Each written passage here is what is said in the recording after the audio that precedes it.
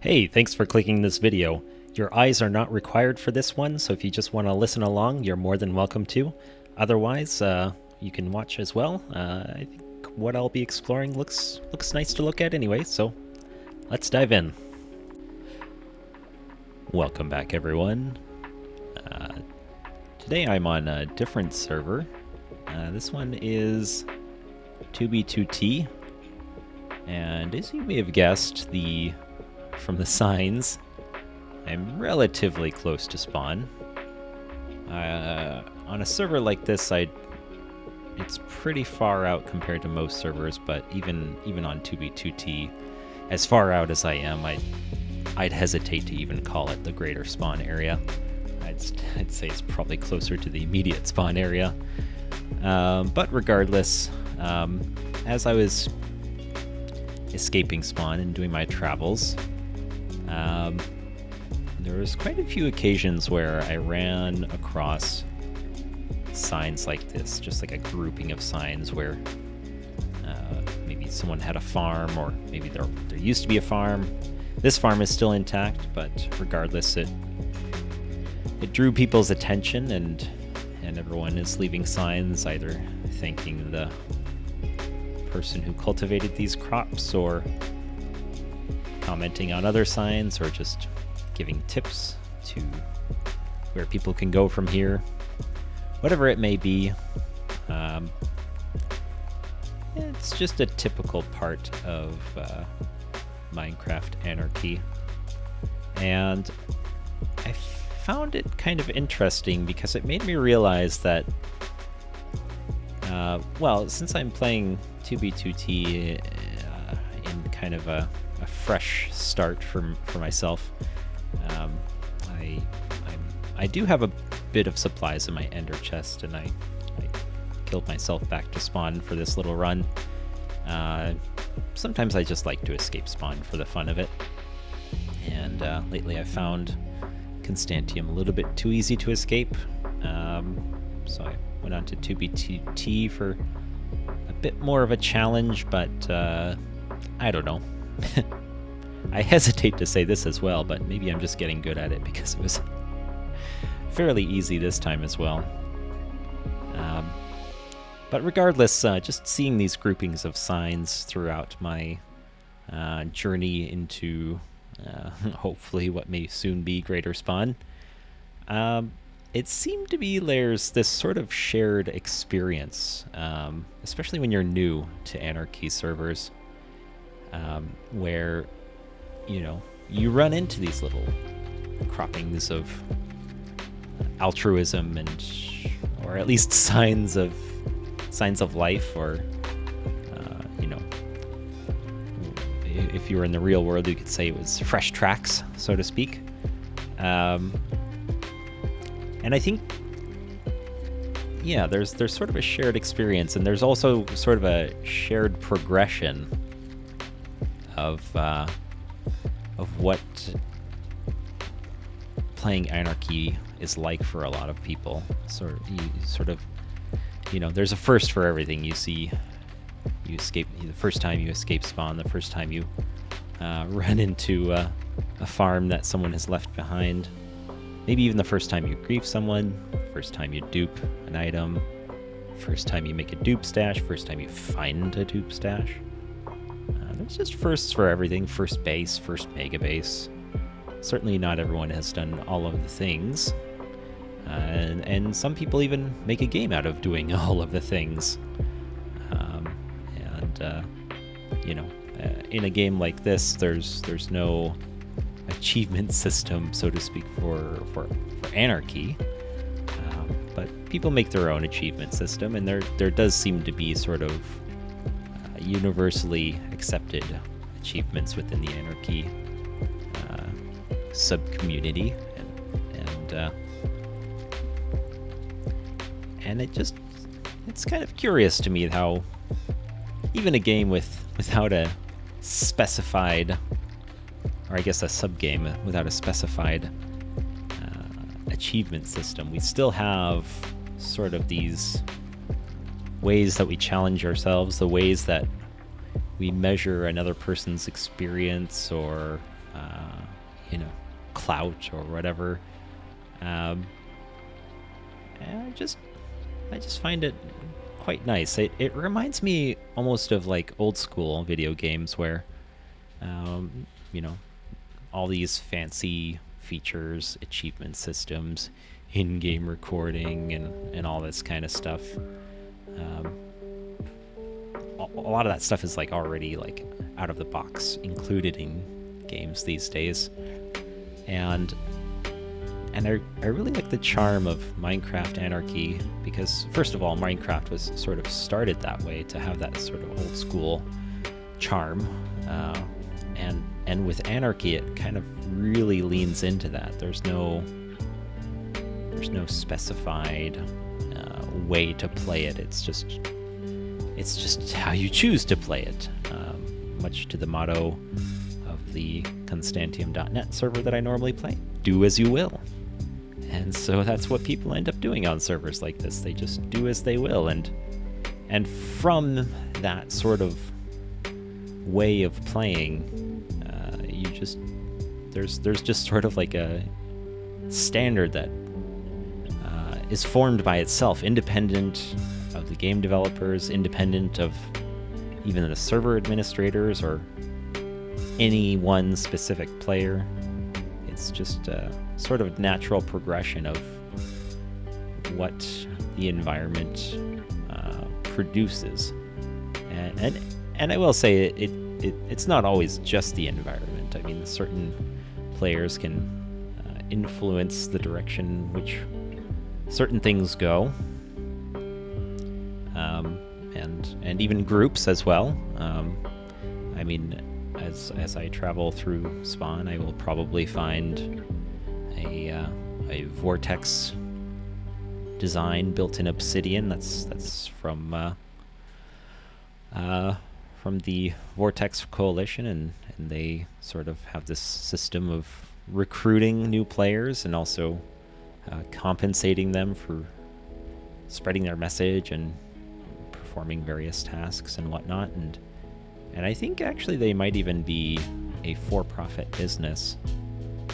And again, that's another thing that sort of comes out of servers like this, like 2B2T. There's people who try to make a profit in some way or another. Most of the time, I don't really see any of the things that people are doing as a sustainable business model, but maybe they're just looking to make some side gig cash. Maybe they're just, they just think it's cool to make money from a video game. They don't even care how much it is.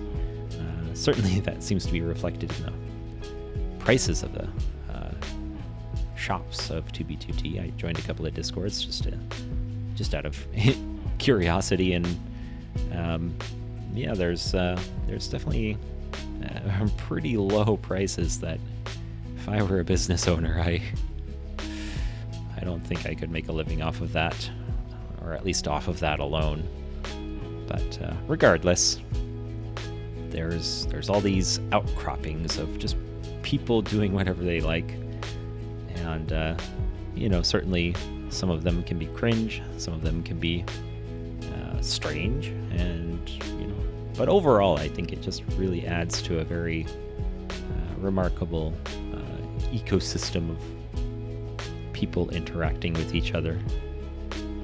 And so going back to the signs, those little groupings of signs, I don't think it's always been that way.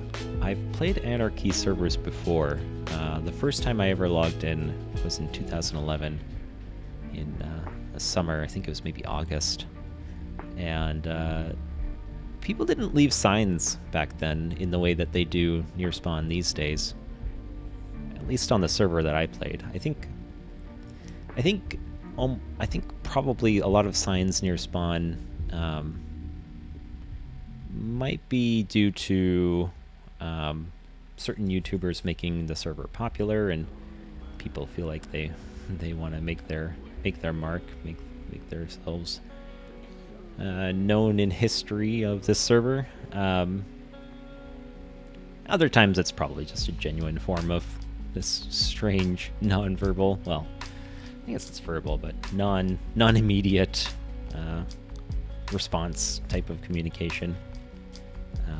But when I played the servers back in 2011, 2012, maybe 13 as well, I'm not sure, I don't remember. Signs were more kind of, they were a bit more personal, maybe. You wouldn't really see signs just anywhere. You would see signs in people's bases.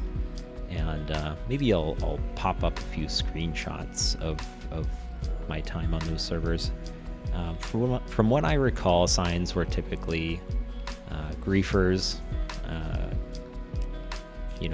kind of letting the person know who screwed them over.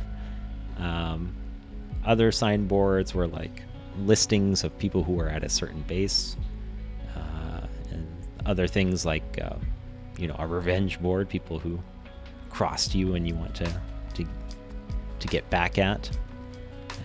And then other times there would be even griefers who have a base of their own, and they have a signboard of the list of all the people they screwed over, almost like a trophy collection or something.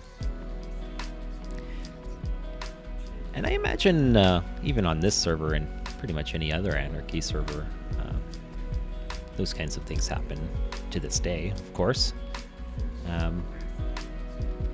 Well, it's just charming to me, I guess, and I don't think I have much more to say about that, but I thought it was an interesting little piece of Minecraft Anarchy lore that if you don't play, or if you don't know the full scope of what goes on servers like this, I thought I'd share my little meta perspective on the subject. And if you do play, I'm curious what your thoughts are on your experience. How do you see signs being used? How do you see the progression of a typical Minecraft Anarchy player? I've seen actually some people who signed up to Enderbook. They started using the timeline tool, and you can almost see, very similar things in the timeline. First day, first book, first base, like I was saying before. I'm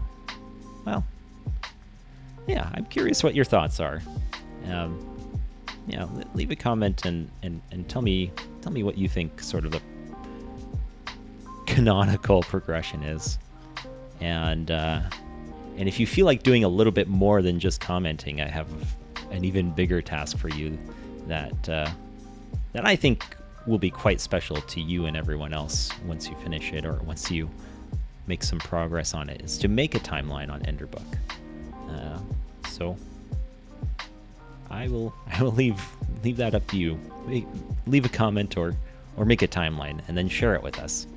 I don't know if YouTube allows you to paste links, but I think it at least gives me an option to review it. So if I see any enderbook.com links, I will be sure to make sure that YouTube does not block them. Well, that's it for me today. I hope you enjoyed as I walked through the spawn of 2B2T.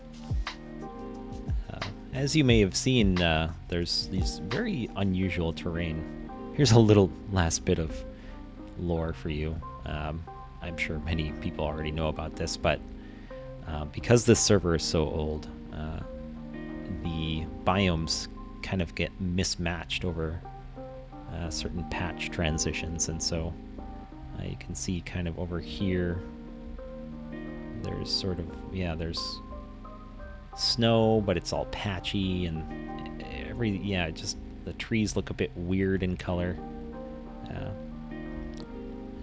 Just strange little oddities, and I think that's what makes servers like this so special, is they regardless of all the craziness that happens, they they live on, and maybe they won't forever, but they have so far, and that's quite special as well. All right, well, I'll say goodbye now. So yes, again, leave a comment and or make a timeline. And look at that, great timing to end the video because I just randomly got disconnected. All right, take care, everyone. Bye. Hey everyone, thanks for making it to the end again. Yeah, as usual, if you want to have me keep making these videos, just share this with anyone who will watch it or listen to it.